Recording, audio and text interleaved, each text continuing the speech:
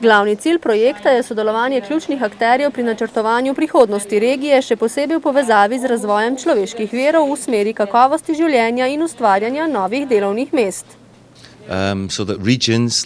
Tako da lahko regije, kot je ta tukaj, preživijo, so stabilne in tudi rastejo. Zato morajo regije skupaj načrtovati, izobraziti morajo delovno silo.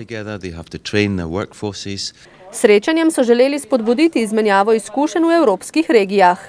Torej predstavitev dosežkov projekta in primerov dobre prakse iz naše regije z namenom, da seveda izboljšamo naše delovanje v našem prostoru in tudi prispevamo k boljšim pogojem za delo in izboljšanju znanja v regiji. Tako so predstavili primere dobre prakse, kjer izobraževanje in gospodarstvo že dobro sodelujeta. Naprimer, na šolskem centru na enoti za izobraževanje odraslih imajo zelo dober primer sodelovanja z farmacevtskim podjetjem Krka.